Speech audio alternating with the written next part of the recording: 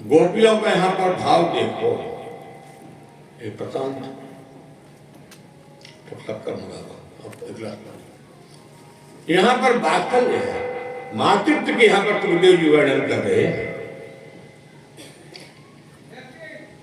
कि माँ का कितना बड़ा प्रेम होता है। एक बार जो जीवन में प्रभु के नाम का उच्चारण कर ले, वह भव सागर से मुक्ति मिल जाती है। वही राम है, वही कृष्ण है। ऐसे प्रभु राम का नाम लेकर के भव सागर के भी पार करना है तो भगवान नारायण के नाम को ही लेकर के भव सागर से मुक्ति पाती है। सुखदेव जी कहते परीक्षित, पूतना लोक बालाग्नि राकते रुधिरातना जिघांत प्यापे हरिये तनम दत्वा तदगति। सुखदेव जी कहते परीक्षित पूतना जैसे राक्षसी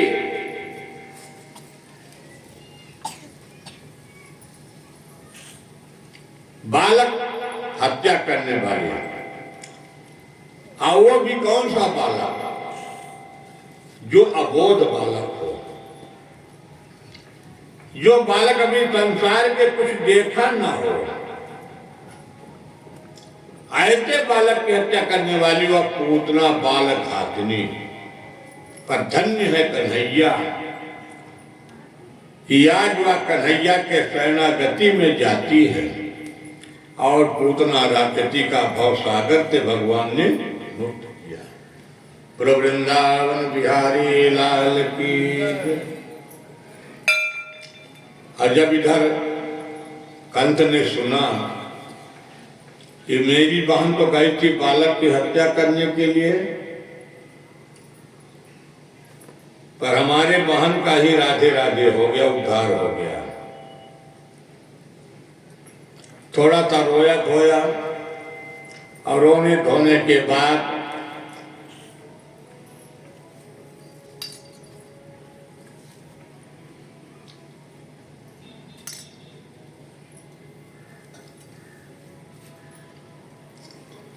कंस थोड़ा सा रोया धोया। इसके बाद कंस ने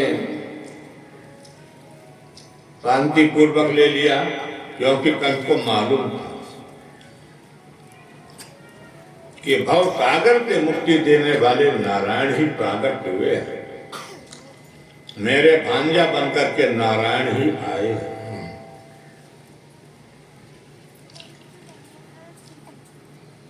सुखदेव जी कहते राजन परीक्षित, क्योंकि रामावतार में भी भोलेनाथ भगवान के बालक स्वरूप का दर्शन किए थे अयोध्या जी में। आज भोलेनाथ ने पुनः यशोदा मैया के ही दरवाजे पर आए हैं और दरवाजे पर आकर के अलख जगाया है भोलेनाथ ने। जय जय अलख निरंजन।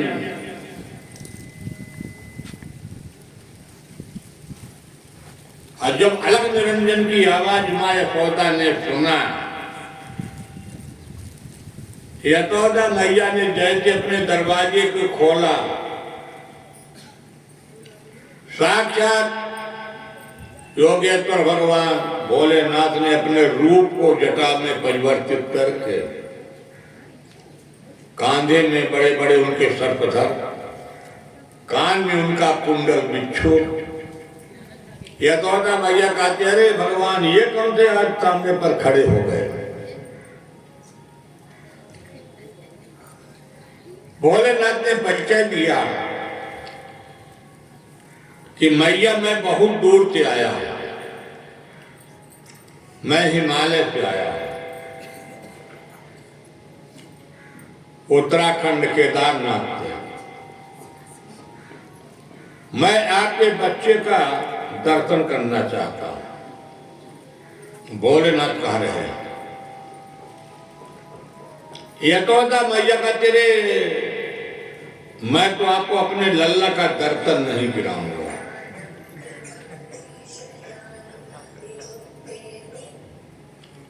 इसलिए दर्शन नहीं कराऊंगा कि मेरा बालक जैसे ही आपके स्वरूप को देखेगा, रूप लावण्य को देखेगा, डर जाएगा। पर भोलेनाथ ने क्या कहा, बड़ा सुंदर भोलेनाथ ने कहा, यशोदा मैया आपका जो बालक है, आपके बालक इन्हीं पर शयन भी तो करता है। आपका बालक इन्हीं पर तो शयन भी करता है। पर मां यशोदा न तो कन्हैया को दर्शन कराने के लिए तैयार है और न तो भोलेनाथ जाने वाले हैं। वहां से लौट करके मां भगवती पार्वती जी अपना रूप बना के आई हैं। एक छोटी सी माता हाथ में डंडा लेकर के आई है, जमीन को टेकते हुए आई है। यहां पर तीनों आदि शक्ति भगवती माता बन के आई है, भोलेनाथ और भगवान के स्वयं दर्शन करने के लिए मां भगवती पार्वती जी कहती हैं, अरे मैया अपने लल्ला का दर्शन करा दो ना। ये जो इनके गले में आभूषण है, इनसे डरने के नहीं। बड़े अन्य विनय के बाद यशोदा मैया लेकर के भगवान को, नारायण को बाहर आती हैं। और जैसे बाहर आती हैं, पर यहाँ पर आज बालक स्वरूप का दर्शन भोलेनाथ ने किया और स्वयं जगत के नाथ आज उन्होंने जाकर के दोनों का परस्पर मिलन हुआ। सुखदेव जी कहते, राजन परीक्षित, पर यहाँ यशोदा मैया गोद में देने के लिए लल्ला को तैयार नहीं है। भोलेनाथ अपने लल्ला को दर्शन करने के लिए गोद में लेकर दर्शन करने के लिए चाहते हैं, पर उन्होंने नहीं तैयार हो पाती हैं। सुखदेव जी कहते, राजन परीक्षित, जैसे भगवान को लेकर के यशोदा मैया अपने घर के अंदर जाने लगी तो भगवान इतना जोर से रोए, इतना जोर से रोए, बंद नहीं कर रहे हैं। कहे, बाबा क्या कर दिए हो? कहे, माँ यशोदा आप मुझे अपने गोद में दे दो, अब मैं राई लोन उतार दूंगा, आपका बाला कभी शांत हो जाएगा। यशोदा मैया जब भोलेनाथ के गोद में रख देती हैं तो आज भोलेनाथ ने परम ब्रह्म के बाल स्वरूप भगवान नारायण का दर्शन किया और नारायण ही स्वयं भोलेनाथ, तो वही नारायण भोलेनाथ, वही नारायण स्वयं। सुखदेव जी कहते हैं, राजन परीक्षित, एक राते आकर के दोनों का दर्शन हुआ और दर्शन होकर के ही नंद बाबा जीते ही आज यशोदा मैया कहती हैं कि यही आंगन पर एक छोटी सी भगवान शिव जी की मंदिर बनवा दो। भगवान शंकर जी कहते, मैया यदि आप मेरा यहाँ पर अपने आंगन में एक छोटा सा मंदिर बनवा दोगी नंद बाबा से कहा करके, तो मैं आपके लल्ला का प्रतिदिन रक्षा करूँगा। कोई भी राय लोन उतारने की जरूरत, अलाय बलाय कुछ भी नहीं आएगा, मैं त्रिशूल लेकर के अपना खड़ा रहूँगा। एक रात नंद बाबा जी ने एक सुंदर अपने आंगन में भगवान भोलेनाथ की एक छोटी सी मंदिर भी बनवा दिया। ऐसे भगवान शिव जी का क्या नाम हो गया? नंदेश्वर महादेव। बोले नंदेश्वर महादेव भगवान की जय। सुखदेव जी कहते हैं, राजन परीक्षित, भगवान को एक वर्ष हो गए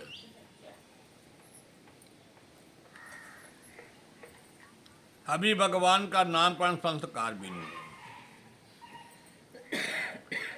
एक दिन की बात है, तृणावर्त नाम का दैत्य था। और तृणावर्त नाम का दैत्य, इसको क्या कहते हैं, बवंडर, बड़ेबर। अब बड़ेबर बड़ा खतरे का होता है,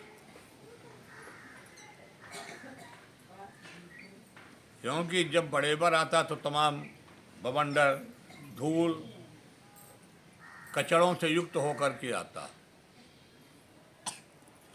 आयता हुआ जो तृणावर्त नाम का राक्षस था, तो तृणावर्त इतना बड़ा भबूड़ा बना के आया, इतना बड़ा कि आज तमय यशोदा मैया अपने प्रभु नारायण के श्रृंगार करके और अपने पलंगे पर, अपने पालने पर लटा देती हैं। उसी समय तृणावर्त लेकर के बहुत धूल से आया। एक दूसरे को देखना मुश्किल हो जाता है कि एक दूसरे को आदमी देख सके। और भगवान को तृणावर्त राक्षस उड़ा करके आकाश मंडल में ले गया। भगवान ने कहा कि चलो बेटा, तुम्हारा नंबर है, कितना उड़ा के ले चलोगे, ले चलो। तो भगवान के कांधे पर बैठे हैं तृणावर्त के, और जब तृणावर्त ऊंचाई में जाता है तो भगवान अपने दोनों घुटनों के माध्यम से तृणावर्त के गले को दबा दिया, और तृणावर्त जाकर के राक्षस मारा गया। और जैसे तृणावर्त राक्षस मारा गया, वह जो भबूड़ा था अपने आप शांत हो गया और जमीन पर गिरता है जैसे ऊंचाई से, और वह नंद बाबा के आंगन में गिरते ही वह भबूड़ा जो तृणावर्त नाम का दैत्य था, उसकी हड्डी पतली टूट जाती है। यशोदा मैया ने जल्दी से अलग करते हैं, और अलग करके फिर जाकर के वही पंचगव्य में स्नान कराना, फिर राई लोन उतारना, गाय के पूंछ का झाड़ा देना। यही करते करते भगवान जब एक वर्ष के हो गए, एक वर्ष के हमारे प्रभु हो गए, पर अभी तक प्रभु का नामकरण संस्कार नहीं हुआ। दूसरी बात, प्रतिदिन का समाचार, नंद महल से मथुरा मंडल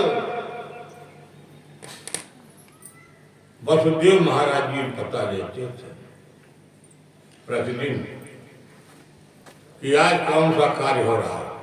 पर यहाँ ये थोड़ी पता नंद बाबा को अभी तक, और नंद बाबा को भी पता नहीं चलेगा। नंद बाबा तो यही माने कि तू मेरा बालक है, क्योंकि भगवान ने आशीर्वाद दिया था कि जब दूसरा मैं द्वापर में आऊंगा तो आप शंभु नाम के जब मनवंतर होंगे तब मैं आपको आशीर्वाद दूंगा। आज एक वर्ष हो गया, भगवान का अभी तक बालक का नामकरण संस्कार नहीं हुआ। आज जबकि बालक का नामकरण संस्कार 6 महीने में हो जाना चाहिए। गर्गाचार्य जी कुल गुरु हैं। नंद बाबा भूल गए थे कि बच्चे का नामकरण संस्कार भी होना चाहिए। नंद बाबा को याद ही नहीं रहा। आज गर्गाचार्य को भेजा गया है। मथुरा मंडल में गर्गाचार्य जी रहते हैं। गर्गाचार्य जी से कहा गया, गर्गाचार्य जी आप जाइए और जाकर के अपने बच्चे का नामकरण संस्कार कर दीजिए। गर्गाचार्य जी तैयार हो गए, क्योंकि गर्गाचार्य जी इसलिए तैयार हो गए, रीति होते हुए भी आज कितने जन्म जन्मांतर कितने पुण्य का उदय हुआ कि साक्षात योगेश्वर नारायण का नामकरण संस्कार करने का मौका मिलेगा। भगवान के नजदीक से दर्शन करना, प्राप्त करना बड़ा परम सौभाग्य है। गर्गाचार्य जी ने निश्चिंत हो जाता।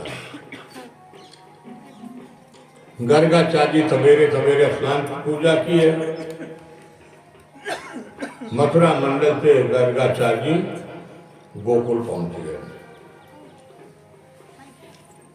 नंद बाबा ने काफी स्वागत किया।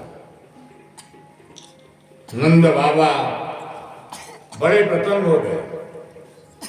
गर्गाचार्य को बढ़िया सुंदर आसन दिया और गर्गाचार्य भी सपोर्ट कर देते थे। अरे गुरु जी बड़ी कृपा की है, आप मौके पर आ गए हैं और मेरे बच्चे का आप नामकरण संस्कार कर दीजिए। मुझे ही भूल गया था कि अभी बच्चे का अपने नामकरण संस्कार करना होगा, तो मुझे भूल गया था। तो आइए आप मेरे बच्चे का नामकरण संस्कार कर दीजिए।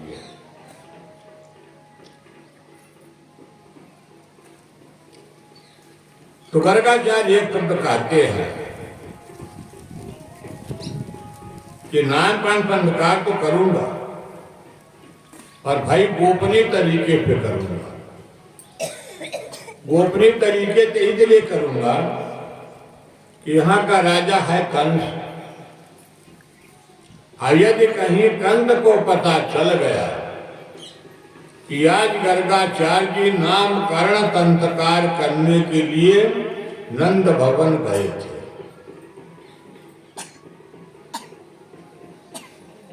तो बड़ी दिक्कतें हो जाएंगी। तो इसलिए गर्गाचार्य जी कहते हैं कि बच्चे का नामकरण संस्कार गौशाला में होगा, एकांत में होगा। नंद बाबा कहते ठीक है। गौशाला में जाकर के बढ़िया व्यवस्था कर दी गई और जल्दी से यशोदा मैया रोहिणी मैया को तैयार करने के लिए आदेश दे दिया। अरे सुनी, गुरु जी आए, जल्दी से दोनों बालक को तैयार कर लो, आज दोनों बालकों का नामकरण संस्कार हो जाए। गुरु जी आए, कहे ठीक है, जल्दी से तैयारी कर लो। तैयारी क्या करना है? नंद भवन में। भगवान की कृपा से कौन था, क्योंकि नंद जी के यहाँ 9 लाख गाय है।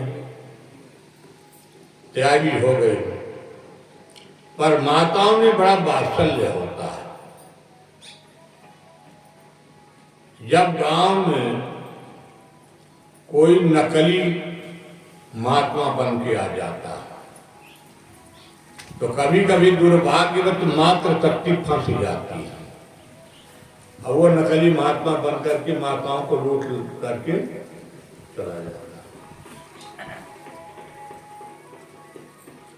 दूसरी बात, यहाँ सुखदेव जी कहते राजन परीक्षित, लोग बड़ा हाथ दिखाने की परंपरा है। गांव में माताएं, कोई पंडित जी लंबा चौड़ा तिलक लगा के आ गए, पंडित जी मेरा हस्त रेखा देख लो। अरे हस्त रेखा तो 6 महीने में बनती और बिगड़ती है। हस्त रेखा कभी नहीं दिखाना चाहिए, क्योंकि हस्त रेखा ये जितने जानकार होते तो रोड छाप ना बनती, चिड़िया लेकर ना बैठते, क्योंकि हस्त रेखा कर्म रेखा से बनती है। जैसे आप कर्म करेंगे वैसे हस्त रेखा बनती और बिगड़ती है। तीसरी बात, ज्योतिष का प्रकांड विद्वान बहुत विरले मिलेंगे,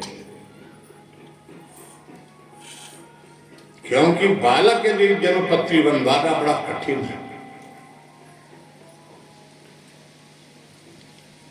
बालक के प्रागट्य होने का असली समय किसी को नहीं मालूम है।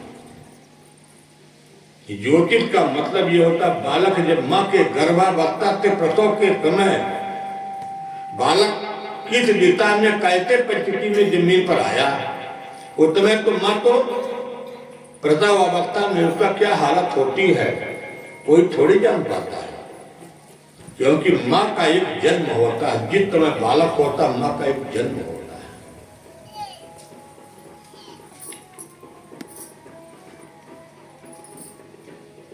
तो यहां पर सुखदेव जी कहते राजन परीक्षित,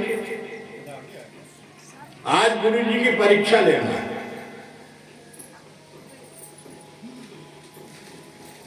कि गुरु जी हमारे ज्योतिष के जानकार हैं कि नहीं।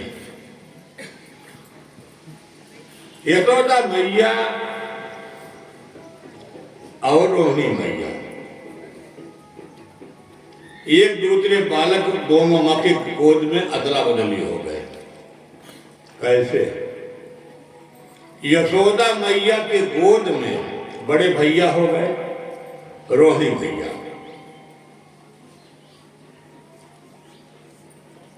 अब दाऊ भैया जब बदल गए तो कृष्ण जी हो गए रोहिणी मैया के गोद में। हैं दोनों माए, एक बड़ी मम्मी है छोटी मम्मी, पर दोनों मम्मी के गोद में दोनों बालक अदला बदली। आप कहे गुरु जी से देखते हैं कि गुरु जी कितना बढ़िया नामकरण संस्कार करते हैं। हाँ गुरु जी आप नामकरण संस्कार कर दीजिए। यदो नाम महमाचार्य क्या तत् भुवि सर्वतः, क्योंकि ये गुरु के कुल गुरु है। अब गर्गाचार्य की बहुत बड़ी ख्याति है। गर्गाचार्य को ज्योतिष के मामले में बहुत जानकार है। तो माताओं ने पूछा गुरुजी इन दोनों बालकों को नामकरण संस्कार कर दीजिए। गुरुजी ने कहा ठीक है। गुरुजी की समाधि लग गई, आंख मूंद करके गुरुजी तो आनंद मग्न हो गए। श्रुतम मया संकेतं ते मन्यते देवकी श्रुतम। सबसे पहले किसका? देवकी के पुत्र। अब यहाँ बात गुरुजी कह रहे हैं अपने समाधि से, दर्शन कर रहे हैं देवकी के पुत्र का, अनंतानंद नारायण का दर्शन कर रहे हैं।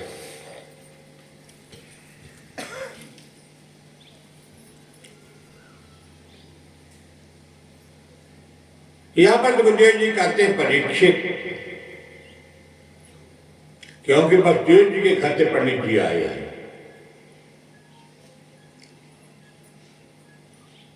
अब वसुदेव जी के घर से पंडित आए हैं तो शंका होगी, क्योंकि विरोधी पार्टी मथुरा मंडल की पार्टी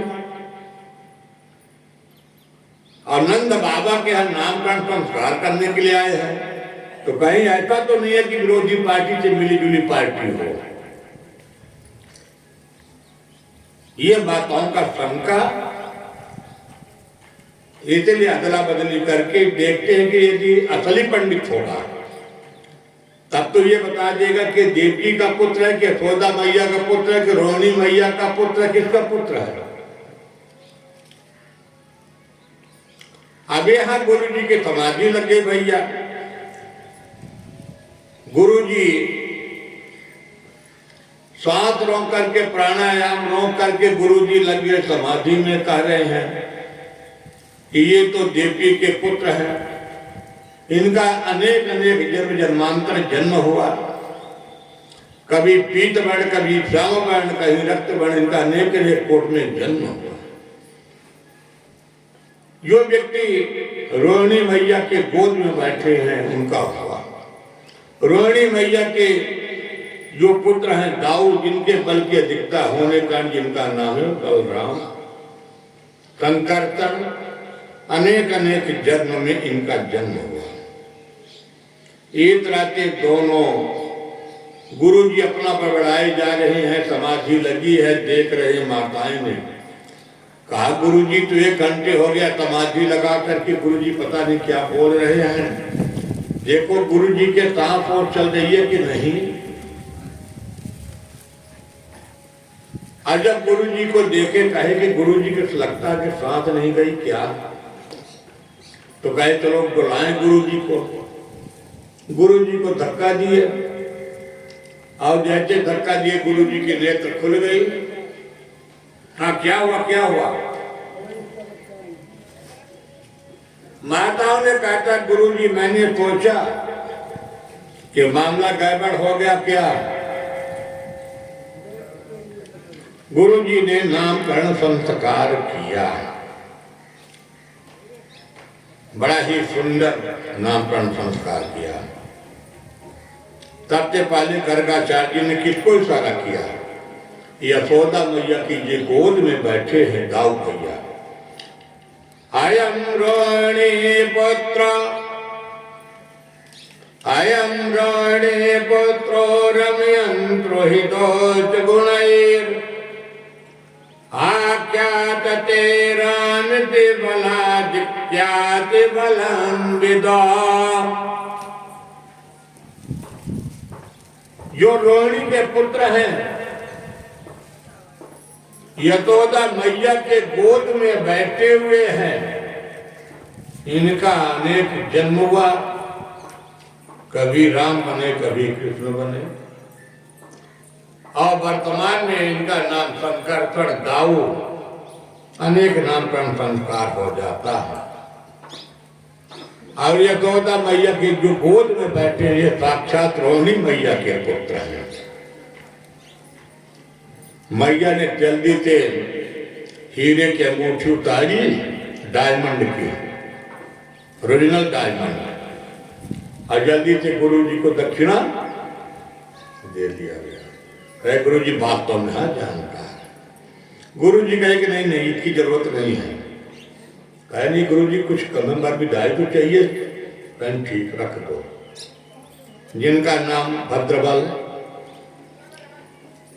यानी भद्र माने कल्याण करने वाले, समाज का कल्याण भी करने वाले दाऊ भैया, उनका तो नाम कर्ण हो गया। अब आइए जो रोहिणी मैया के गोद में बैठे हैं, इनका नामकरण संस्कार करें। हातन बैड़ा त्रयो यत् क्रियतो नियोगं तनो सर्व रक्त पीठिताने प्रज्ञतां प्रगता। गर्गाचार्य जी यहां पर कहते हैं कि जो रोहिणी के गोद पर बैठे हैं, इनका कभी रक्त वर्ण, कभी पीत वर्ण, और इस समय कृष्ण वर्ण। इनका भी नाम रखता हूं, क्योंकि थोड़े से सामने काला भी नहीं है। हमारे प्रभु एक गौर वर्ण है और एक श्याम वर्ण है। दाऊ भैया गौर वर्ण है और कन्हैया श्याम वर्ण है। तो कहते कि इनका भी नामकरण कर सकता हूं। ये तो कभी वासुदेव के पुत्र थे, और इन समय यशोदा मैया की इच्छा को पूर्ण करने के लिए इनका नाम होगा मधुसूदन, मुरलीधर, गोविंद, माधव। कितने नामों की गिनती कर दूं, इनका नाम भी अनंत है। यहाँ पर दोनों बच्चों का नामकरण संस्कार हो गया। अब जब दोनों बच्चों का नामकरण संस्कार हो गया, गुरु जी हो गया नामकरण संस्कार? गुरु जी का यहाँ नामकरण संस्कार हो गया। तो माताओं का बड़ा ही वात्सल्य प्रेम होता है। माताओं का क्या वात्सल्य प्रेम होता है? बच्चे का बहुत सरल में नाम रख लेती है। तो कहती गुरु जी ये बताइए, आपके आदेश हो जाए तो मैं अपने हिसाब से बच्चे का नाम रख दूं। तो गुरु जी कहे ठीक, अपने हिसाब से नाम रख लो। एक का नाम हो गया कलुआ और दूसरे का नाम हो गया बलुआ। कलुआ कौन हो गए? कन्हैया दाऊ। और दाऊ भैया क्या हो गए? बलुआ। माताओं ने जब नाम बिगाड़ देती तो जीवन भर नाम बिगड़ जाता है। इसलिए कहा जाता है कि माता कभी भी अपने पुत्र को धोखे से नाम न बिगाड़े।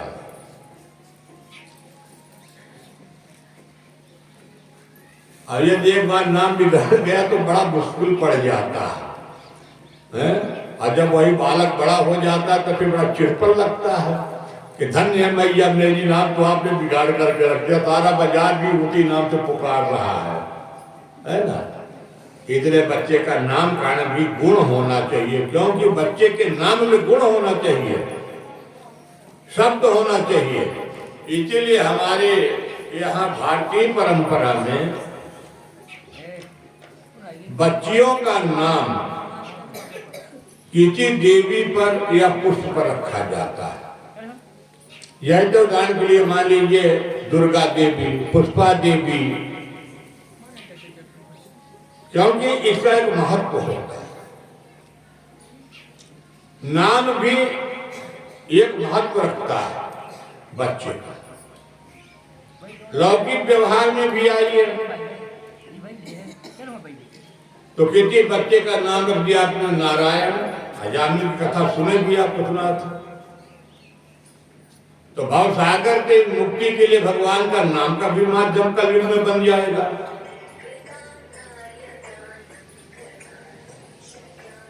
अनेक अनेक साधन हो जाते हैं। इसलिए नाम भी अपनी नातिन का रखना है या नाती का, तो बढ़िया बढ़िया नाम रखना चाहिए, है ना। अब गुरु जी की विदाई होने लगी। अब भाई गुरु जी अब आए हैं, नामकरण संस्कार हुआ तो दक्षिणा चाहिए। सुखदेव जी कहते परीक्षित, गर्गाचार्य जी कहते हैं नंद जी, जो असली धन था, असली विदाई थी तो मिल गई। अब ये जो विदाई दे रहे हैं, डायमंड के गुठी दे दिए, ये किस काम का? ये जो दुनिया भर विदाई बांध करके बढ़िया रख दिए हैं कि हमारे किसी काम का नहीं। सबसे बड़ी विदाई जन्म जन्मांतर, कितने अनेक अनेक सहस्त्र पुण्यों का आज मेरा भी जन्म प्राकट पुण्य उदय हुआ। उस पुण्य उदय होने पर जिनका मुझे परम सौभाग्य मिला कि नामकरण संस्कार किया, यह अहोभाग्य की बात है कि जिनके नामकरण संस्कार करने के मुझे परम सौभाग्य मिले। गर्गाचार्य जी ने नामकरण संस्कार किया और नामकरण संस्कार करने के बाद गर्गाचार्य जी अपने मथुरा मंडल को लौट जाते हैं। भगवान बड़े होते जाते हैं। जैसे जैसे भगवान बड़े हो रहे हैं, वैसे वैसे ही भगवान के लीलाएं भी बढ़ती जा रही हैं। हमारे प्रभु को माताओं ने पीताम्बरी, स्नान कराना पीताम्बरी, और भैया को नीलांबरी परिधान पहनाना। तो भगवान एक दिन अपने मन में सोचे, ये जो तो काले काले शालिग्राम दाऊ भैया नंद बाबा के कमरे में रखे हैं, और हमारे पिताजी जब आते हैं यमुना के स्नान करके तो बढ़िया इनको साथ में घी में दुग्ध स्नान, दही स्नान, ये तो स्नान कराते हैं। और जब मैं छोटा था तो मेरी मैया मुझे पंचकव्य में नहवाती थी, गोबर में। तो आज चलो हम गोबर गणेश दोनों बन जाए। तो भगवान ने गए गौशाला में, आप गौशाला में जा करके बढ़िया गोबर अपने सारे शरीर में लपेट लिए, स्नान कर लिए। आए मैया ने कहा, क्या करके आए हो? कहे मैया पहले स्नान कराती थी गोबर में, तो हमने कहा चलो इकट्ठे नहा लेते हैं। मैया ने उठाया, डांट लगाई, कहती ऐसा थोड़ी कोई नहाता है। भगवान को साफ किया, कपड़ा बदला, सब किया। एक दिन नंद बाबा जैसे स्नान करके आए तो यही कहते थे जैसे माताएं क्या करती है, चाहे बच्ची हो चाहे बच्ची हो, जब माता जी दिन व्रत रहती है ना, तो अपने बच्चे को क्या करती हैं, कपड़ा बदल देती, नया नया पहना देती, ताकि हमको स्पर्श ना करे। हैं यहाँ वात्सल्य का भाव का सुखदेव जी वर्णन कर रहे हैं, परीक्षित जी को सुना रहे हैं। तो बच्चे उसी पीछे पड़ जाते हैं माँ के, कहते जब माँ कहते नहीं मुझे छूना नहीं, ये जो उनको मत टोकी है, तब तो कहेंगे हाँ ठीक हो गया, अपना काम में भिड़े हैं। अब यदि आप कहा दिए कि आज मम्मी मुझे नहीं छूना, क्यों नहीं छूएंगे?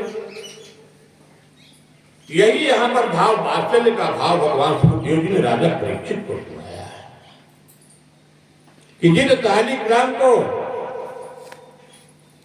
क्योंकि परम ब्रह्म परमात्मा नारायण है, नारायण का स्वरूप क्या है? शालिग्राम।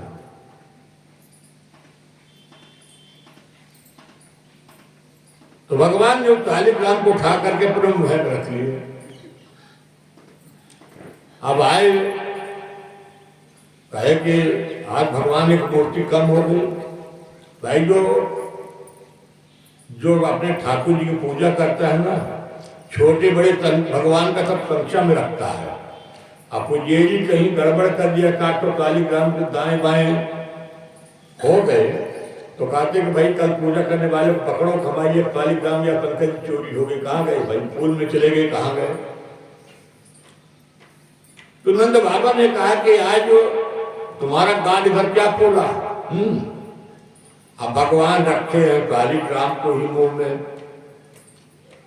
नंद बाबा कहे ऐसा नहीं, हमने सोचा चलो आज भगवान की इतनी भी सुंदर सुखदेव जी वर्णन करते राजा परीक्षित, वो भगवान की मधुर लीला को देखो। हमारे प्रभु अब बड़े हो गए, आंगन में चलने लायक हो गए। यशोदा मैया ने बढ़िया पायजेब पहनाती थी, उस पायजेब में घुंघरू लगे रहते थे और घुंघरू की आवाजें निकला करती थी। अब तो देखिए समय बदल गया, पहले गांव में भी छोटे छोटे बच्चे रहते थे, तो पहले की जो माताएं यहाँ बैठी होंगी आपके बारे तो नहीं जानती। पहले वाली माताएं क्या है कि करधन, बच्चों को करधन पहनाती थी। तो सोनी जी उसमें क्या करते थे, बढ़िया आवाज वाले घुंघरू लगाया करते थे। जो छोटे छोटे नातिन होती थे, नाती होते थे, तो उनको पाँव में आवाज आती थी।